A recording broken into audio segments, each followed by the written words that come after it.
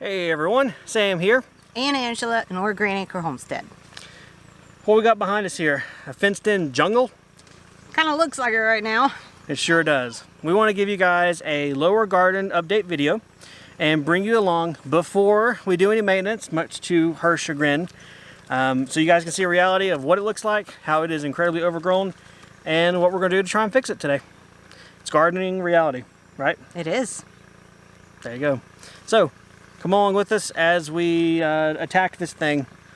From all sides. From all sides.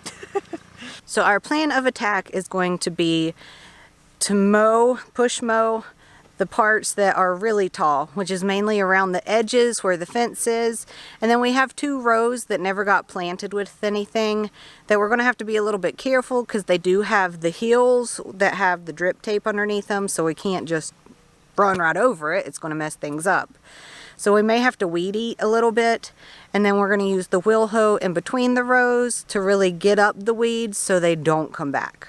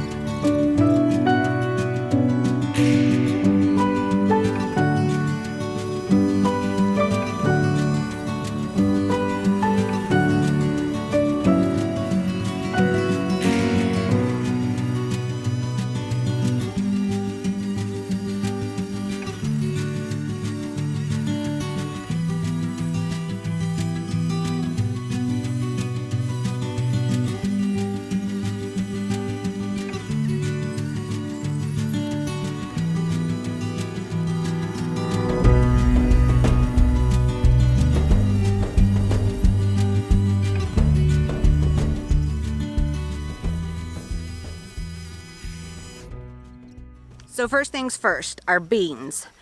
They are growing very tall. They are already about 6 feet tall, if not more, and they have outgrown our Hortonova trellis. A lot of them are sagging because they're getting the weight on them, but Sam had looked up and saw that the manufacturer had recommended to put like a tension wire at the top so you wouldn't get the sagging, and we got that note a little late. So we'll just have to see how it goes. If it has sagging, oh well, we'll know what to do next year. Our bush beans, it's the first time we've really done bush beans. Are you supposed to trellis them? Are you supposed to put something up around them to keep them up? They are kind of falling out. So they look like they're still producing well. They have lots of blooms on them, and it doesn't look like the pests are getting to them quite as much as they are the pole beans. The corn is actually about as tall as I am, which is about 5.5 feet tall. So it looks pretty awesome, and they are starting to get their tassels. They're not up and out yet, but I can see them in the top of the leaves. So that's exciting. We'll have to fertilize again soon and make sure that they're fed what they need to be. We also have our okra, or okra, down here. We have, I don't remember how many different types. There's like 4 to 6 different types of okra. We're not really sure how okra grows because that's another one we've never grown before. There are several of the species or types that are growing really well. They're probably at least 2 feet tall and have baby okra all over them. So that is always exciting to see lots of vegetables coming up on your plants. We also put some of the patty pan squash. I think there's like partial eclipse, total eclipse, and some others, a handful of others or whatever. We came down a day or two ago and were surprised to have like 6 large fruits waiting on us. or veggies, sorry. We don't know how to cook them. If you do have a good recipe that you like to cook patty pan with, please leave us a comment or a link or something so we know how to cook these things. It's not something we've cooked before. And that's about it for what's growing right now. We have our patty pan, squash, the okra, the 2 types of pole beans, bush beans, and corn. And so far they are doing pretty good. All right, I know a question I would have if I was watching this video is, how has this deer fence worked? Have we got any deer in the fence, in the garden, or any other pests? We have not gotten any deer. Blah, blah, blah. Yes, but they are all around here. We actually have a doe with 2 little fawns, so mama deer and 2 baby deer, all around this area a lot. We see them a lot just being outside. They're like, "What's up, dudes? Just the deer and my babies." And we have noticed that a lot of our black raspberries are gone. Yeah, Like totally. yeah. The So, whole berry patch is they empty this are- year. They are eating what is available, and she must think that the garden is unavailable, thankfully. Let's not let her find out otherwise.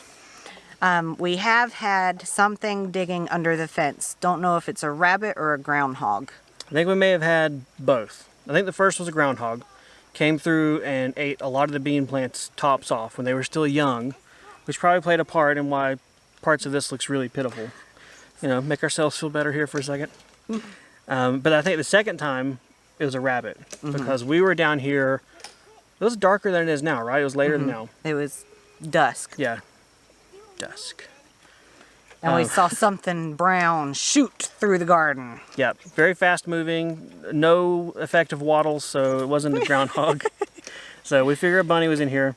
But we didn't see, like, it was in the bush beans. We didn't see the bush beans being decimated. They were just kind of smushed down. So, you They know, should.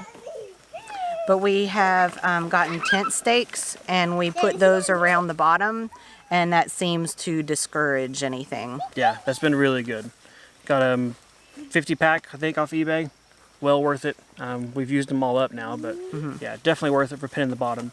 As far as, you know, strength or whatever, this fence is just as good as the day we put it up. So yeah, we're happy with it. It's doing its job so far. As far as the drip irrigation system, it's perfect, it's great, but I've not had to use it but maybe 4 times total this entire garden season. We get a lot of rain here, and this is our lower garden. It does border a creek here beside us, as you guys usually hear in the videos down here. So as such, this is not a dry area. Hey, do I regret having the drip irrigation? No way. This would have been perfect if it had been a dry year. Have we used it as much? Not I thought so. What?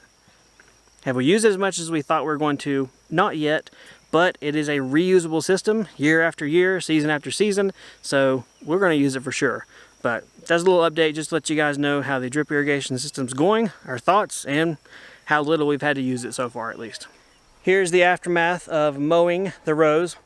We just ended up push mowing it all down, all except for, of course, our squash plants and stuff.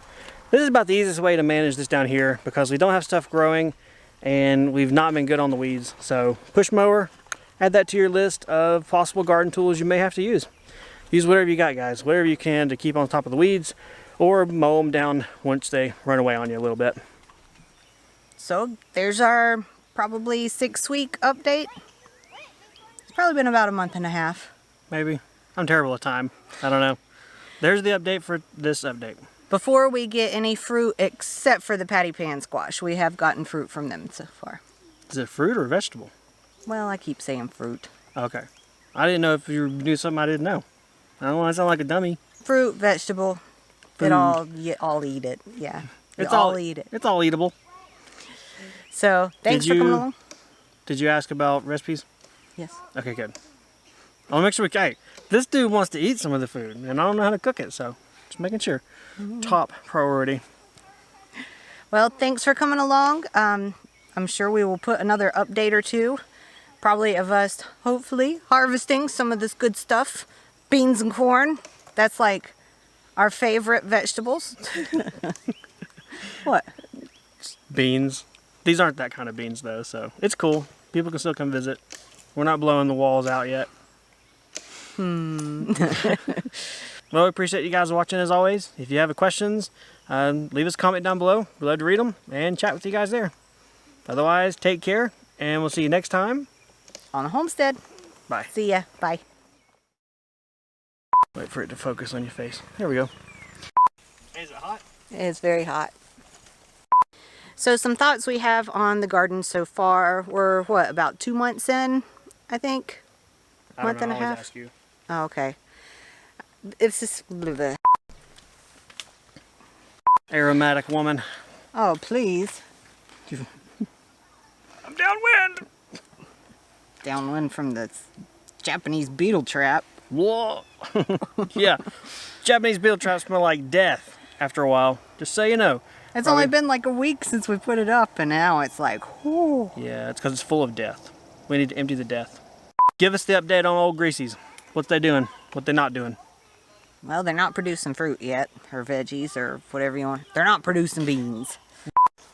Take 300. Tassels. Corn tassel, and this is how tall the corn plants are.